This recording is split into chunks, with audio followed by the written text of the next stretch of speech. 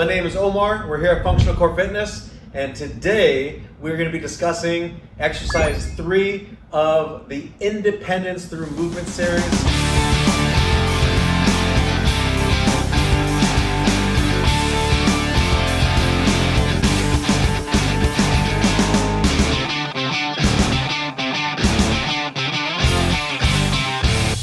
All right, today we're going to focus on exercise 3, the bridge in our independence series. Now, if you guys have missed video 1, we talked about or we discussed the Turkish get-up. Now, the whole purpose and the whole point of this video series is to get you up off the ground, regardless if you are elderly or if you're rehabilitating injuries. We're going to teach you how to get up off the floor so that we use frames and we use your hips to get up off the ground and distribute our weight evenly in order for us to get up. So far, since this is the third exercise or the third video, we are still focusing on movement on the ground. As the weeks go on, we'll slowly start elevating yourself from the ground, and there's different exercises as we progress upward. Okay. The bridge, the glutes, why is it important? Well, if you cannot move your hips or if you cannot lift your hips from the ground, then you're gonna be stuck. And it's simple as that. And you don't wanna get stuck. If you're stuck on the ground, then that's when you have to call someone to help you. And in unfortunate cases, sometimes a lot of people have to call emergency contact, some type of the ambulance to come in to help you get up. I've had a client where I've had to go over his house and help him from the ground. And to see him on the ground and look helpless, it was very sad. So this series is designed to help people like him to get up off the ground so you don't have to call and be dependent on someone else. All right, the glutes are on fire. All right. The glutes are your driving force. It is the driving force to get up off the ground, and it's also the driving force when we walk. So when we walk, this glute is contracting in order for me to walk. Now, I've seen some older people, when they walk, I can tell when they lose the strength of their glutes because they no longer drive from the glutes. They now drive from the opposite muscle, which is the hips or the hip flexors, sorry. So this would be an example of pulling from my hip flexors, right? There's no drive. And if you notice, there's no drive off the balls of my feet either. I'm pulling these muscles or pulling my legs, which means I'm using the wrong muscle. I want to be able to drive with my butt and the balls of my feet when I walk. So not only do the glute exercises work on getting you off the floor, but the glute exercises also strengthens the glutes to push you or to increase the strength of the driving muscles, which is your glutes.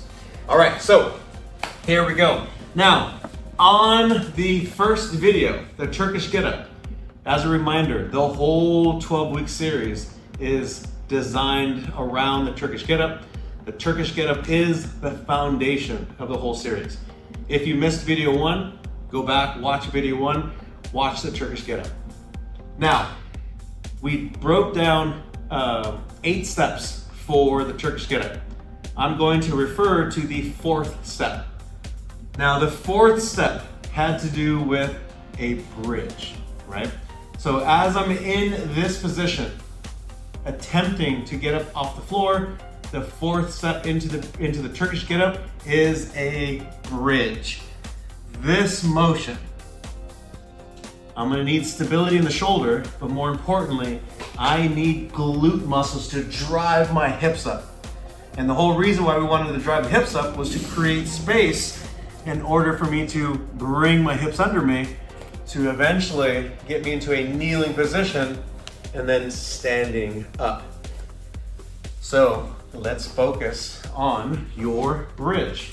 Now, we also covered the bridge in the movement series. So we're just covering the bridge again. That's how important this exercise is. You don't need any machines. You don't need that much space. All we need is a ground, lie on your back, and push your hips up. So let's discuss. Before we continue, the one thing that I want to reiterate is the importance of the positioning of my hips. So if this is your first video, this is the first time you're gonna hear this. If you watched all the other videos, you're gonna hear this again. It is extremely important that I cover this every single time that I discuss the hips, because if done incorrectly, you're going to hurt your lower back. And we don't wanna hurt a lower back, we want to support our body so that we are injury-free. So my hips, I have to have level hips. I cannot have my butt sticking out. And I definitely can't have my butt really tucked in. These are a deviated positions for my hips. I need to find a level or a position where my hips are flat. So there's no elevation of my butt, and there's no elevation of my zipper, if you want to call it that, or my zip button on my pants. So this is called posterior pelvic tilt, and this is called anterior pelvic tilt. We're looking for the middle, which is our neutral position. If you are in the neutral position, there will be no lower back pain. If you're doing the exercise and you feel lower back pain, then your hips are out of alignment, and the fix is going to be in the hip shift. So as we come back down to our bridge position, I'm going to position my feet or my heels close to my butt. Now, I teach a lot of wrestlers, and now the wrestling bridge is here on the balls of the feet when you're in a sports environment.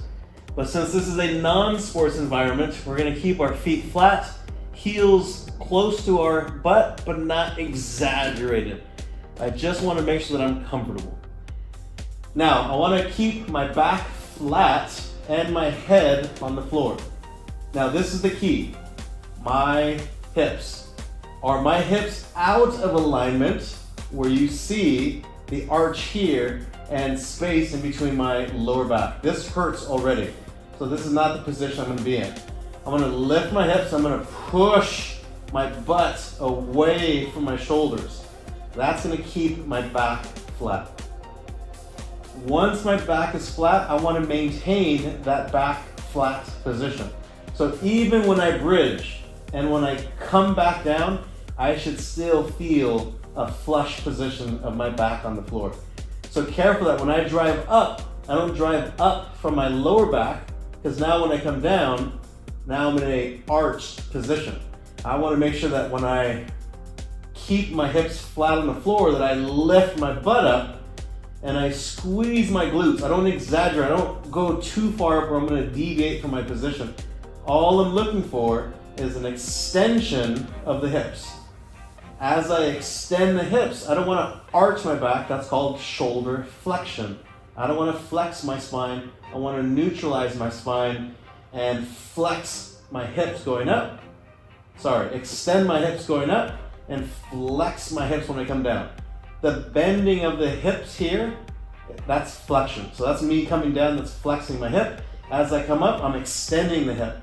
I squeeze the butt to solidify that position. I inhale when I come down, exhale when I come up.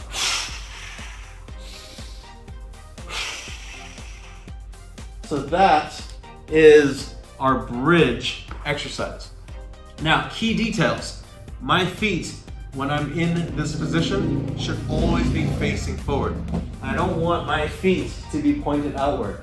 And I definitely don't want my feet to be pointed inward. I want to neutralize my position by having my legs straight, toes straight, and my feet flush against the floor.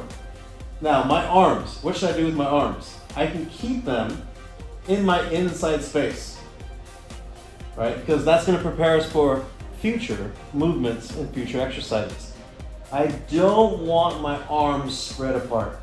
That's going to create resistance when I attempt to move. If I keep my hands inward, now I can start pushing and moving easier in whatever direction that I want to go. Again, on the next video, next week, we're gonna learn how to transition on the floor, and we're gonna be right back into this position. So let's keep the arms in the inside space. My stomach is activated, my hips are in the right position, my heels are close to my butt, my toes are facing forward, and more importantly, I wanna make sure that I breathe. I inhale on the way up, I exhale on the way up, inhale on the way down.